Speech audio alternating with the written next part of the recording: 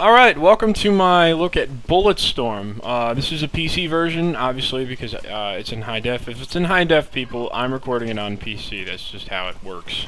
Because I cannot afford an HD PVR. Actually, I can. I just don't want to. But so anyway, this is how you upgrade your stuff, first out of the gate.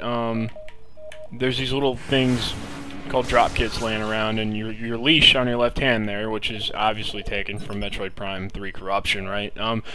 Yeah, so basically, these things are located everywhere throughout this game. Almost a little too often, I think, and it makes things really easy. And the money that you get is points that you actually rack up from being creative with your kills, and I will show you that shortly. Think of this game as a first-person version of Mad World for the Wii. That's how I look at it, or if you like, you can look at it as a first-person shooter running on Unreal Engine 3, because that's what it is too. You can't really tell that, though, because there is one thing that this game has that a lot of other Unreal Engine 3 games don't, and that is color, which is amazing, really. Ever since the advent of color television, Unreal Engine 3 has been behind, and seems to have taken on black and white on its own merits and kind of just made a living off of very dull, drab browns, grays, and yellows, and piss filters, and all other kinds of nastiness. And this game kind of just kicks all that to the side and just says, you know what, screw it, we're going to put some color here. So it actually looks really good, is my point, and it's a welcome change. And it's running on an improved version of the Unreal Engine, and this is, I don't know if it's the first game to use the improved newest SKU of it, but it basically takes full advantage of it, as you can tell. If you compare this right now to something like, you know, the original Gears of War, let me go ahead and show you some mechanics here, by the way. Yeah, see, that's the points that you get for being creative with your kills. Anyway, if you were to compare this to other Unreal Engine titles of you know, a couple of years ago or whatever, it looks almost drastically different. Just, I don't know, it's an artistic choice.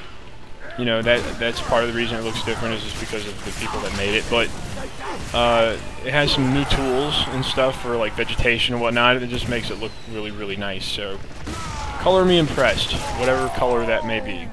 Probably a puce color, because puce sounds like puke. Oh, look at that. See, I should get points just for being creative with disposing of the body. I just saved on funeral costs and all kinds of stuff for his family, but of course that just goes by the wayside. Alright, so if you notice there, you could either, I said you can think of this as a first-person Mad World for the Wii. You can also think of this as a first-person Gears of War. It doesn't have a cover system per se like Gears of War, but it is in first person, and there's no jump button. It's all context-sensitive actions. If you just saw a moment ago, in order to get over this tree stump here, for example, you have to actually press A to climb over it. A is run, and if you double tap A, you slide like that. So there is no jump button, as most first-person shooters have made us accustomed to having, but it doesn't really need one. It ends up working out, as they say. So here, let me go ahead and get kind of creative with some of these kills here. You just kind of slide into a guy. The slide almost breaks the game at points, because it's so easy to just slide into a guy and just kick him into slow-mo like that, but it's fun, I'll tell you that much. It is a blast. You have other weapons as well. You see I have like a Magnum pistol here. This is all I have right now.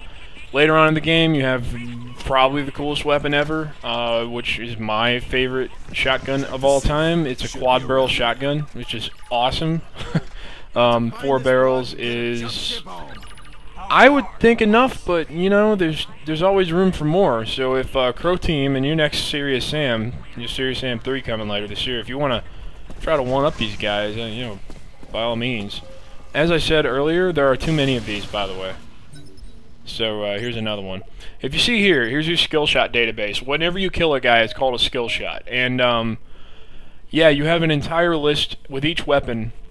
You have an entire list, kind of like achievements, of ways to kill guys. And you can see here the ones that I've achieved with the machine gun, and the other ones, the Peacemaker carbine is what it's called. But yeah, so kill an enemy with a shot to the head, check. Kick an enemy and shoot him to death in midair, check. Slide an enemy and shoot him to death in midair. You know, it just keeps going on and on and on. And then you have like you have a charged shot, which is like a secondary fire.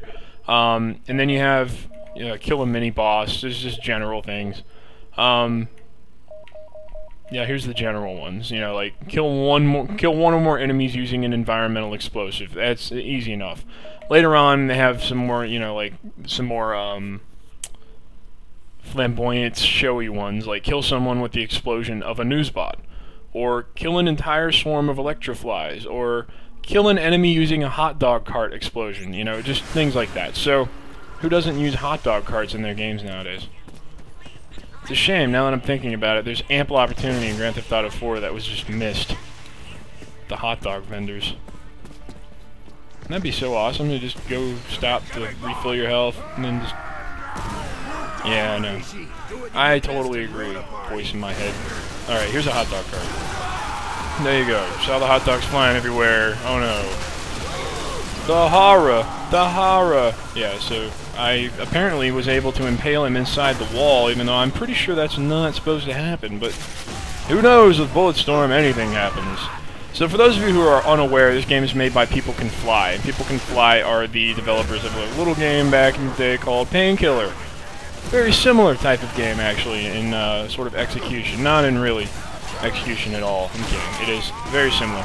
And they didn't do the sequel to Painkiller, so second one wasn't so hot. But this is kind of like the spiritual successor to Painkiller, and a lot of people have been waiting for it. And it delivers. It has online multiplayer and all kinds of stuff that you expect from games nowadays, and it's a lot of fun single player, man. It took me probably about 7-8 hours to beat the single player. It's not humongous campaign, but it's lengthy enough. I think it warrants some replay value just because of the scoring system, which is cool. Why did that guy just do that? I don't know, but okay, he's pricked. So. Oh, I want to kick this guy. I want to kick him into this sign over here because I like the shock, whatever it's called. You suck. Why would you do that, you dick?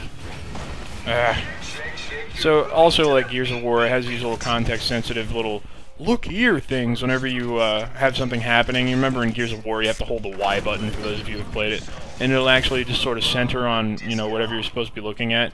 Crysis 2 also uses this mechanic from what I've seen in videos, and it's one of those things where, I don't know, I guess they think you're too stupid to focus on something, so they just have you hold down the left trigger in this game, and yeah, it's kind of insulting, I guess, but not really if you are not sensitive to that kind of thing. Now here's my secondary fire I mentioned earlier. It's called charge or whatever, I don't know, but you see it, you press the right button, right bumper on the Xbox controller, and you see my gun just shaking down there. It's all crazy. By the way, I drank some booze, so I'm a little woozy. That's why it's all crazy.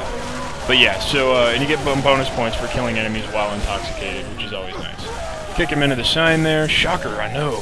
And yeah, there you go. So that's pretty much the gist of Bulletstorm, and the rest of the time is just spent, you know, running around and having fun with things like this. So let me get through there. If you can hear in the background there, they're actually playing Disco Inferno while I'm tearing these guys a new one. So that's kind of interesting.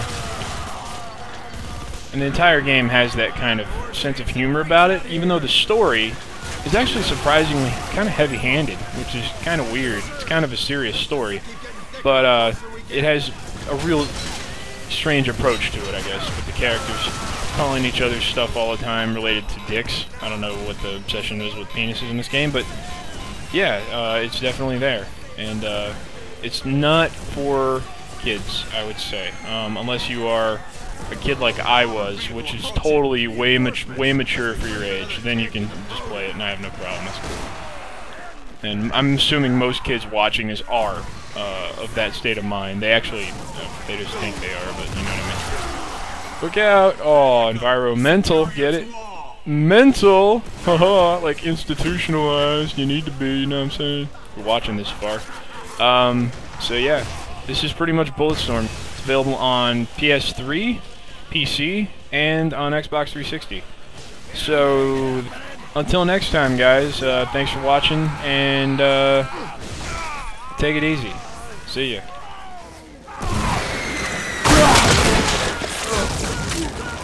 Just found my groove.